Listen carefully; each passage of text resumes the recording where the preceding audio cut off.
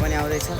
आज स्कुटर लिएर जानुहुन्थ्यो, हामी चाहिँ अब 3 जना छौँ, 3 जना स्कुटर जानु मिल्दैन, त्यही भएर भान्जालाई यहाँ हालेर हामीहरू टक्क लाएर हामीहरू हिँड्दै हिँड्दै जानेछौँ है गाइस। टाढा छ बाटो होइन गाइस। हामी अब यहाँबाट निस्किसक्यौँ। टक्क ड्राइभर चाहिँ म है गाइस, यो अटोको। हेलो गाइस, हेलो भन्नु नि, हेलो भन्नु नि यार, यता हेलो भन्नु नि। अब हामीहरू चाहिँ चटपट खाएर आए हुनेछौँ होइन। तपाईँलाई मैले त्यहाँको लोकेसन पनि देखाउने छु होइन गाइजहरू। दामी पाउँछ क्या त्यहाँ चाहिँ चटपट होइन। चटपटहरू चाहिँ राम्रो राम्रो हल्का सेक्सी चटपट पाउँछ गाइज होइन। बेनी बजारको भ्यू गाइज। हामी यो बजार पुरै नागेर जानुपर्ने हुन्छ। 2टा लन्ठोहरू फेरि कहाँ एउटा उहाँ साथीसँग गफ गर्ने, एउटा हल्लिने। भान्जा र म चाहिँ यतातिर झल्लिने है गाइज। सज्जन आँखा ढाक्के रहेछ गाइज टक्क।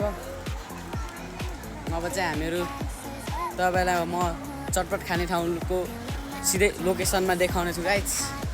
अहिले चाहिँ यति नै है। हेलो गाइज, बाटोमा ल्याउँदै भन्दै सुत्दिरा। अनि आन्टी हाई गरिदिनु, तपाईँकोमा चटपट खान आएको हामी। भनेकोमा है गाइज चटपट खाने चाहिँ हामी टक्क। यो चटपट पसल चाहिँ झोलुङ्गे पुलको अगाडि चटपट पसल है गाइज। दामी बनाउनुहुन्छ है आन्टीले चाहिँ चटपट।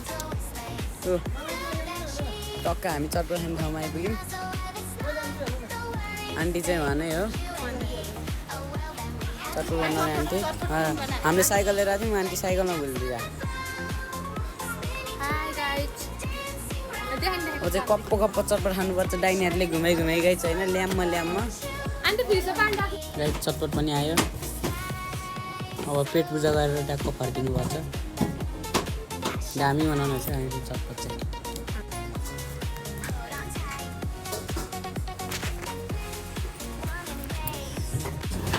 हेर्नु गाइज, चटपट बनाउने दिदी अनि चटपट बनाउने ठाउँ खाइसकेको। अनि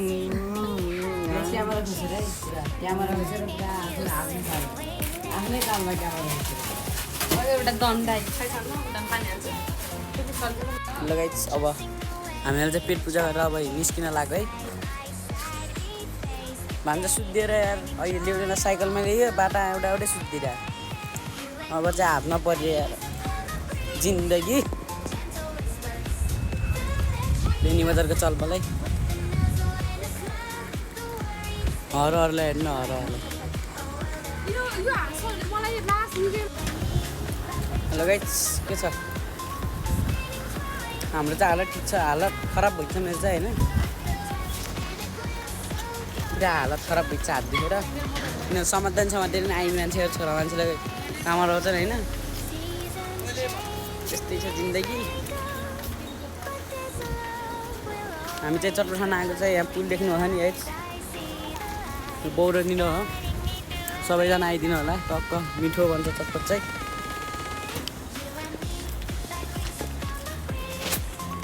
यहाँ फेरि समस्या नै यही हो कि यस्तो गाडी जाम हुने यस्तो होइन।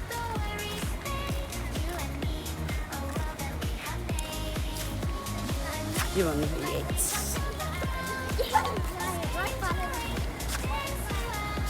ए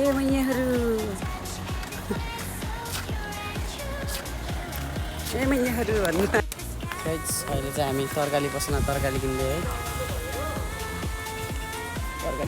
तरकारी किनेर हिँड्न लाग्यो होइन।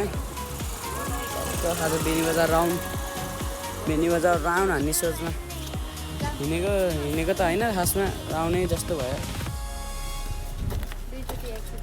2 चोटि एक्सिडेन्ट पऱ्यो हुँदै नभएको अटोको।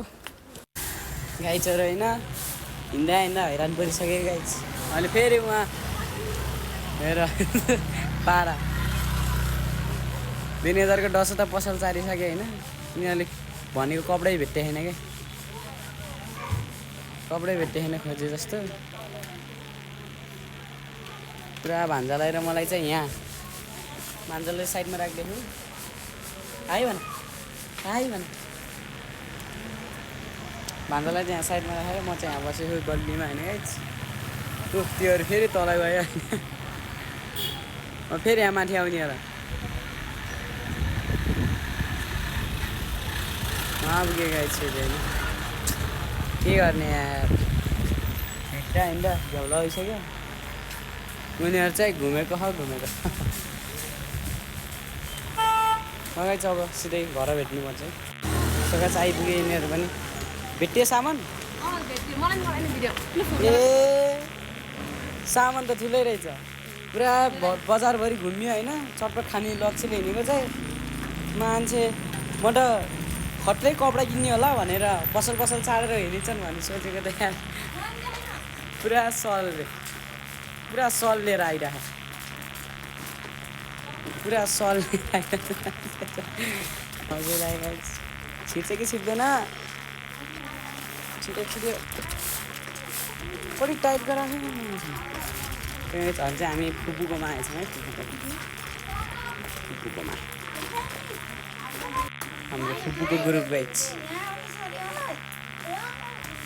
हाम्रो फुपूहरूको ग्रुप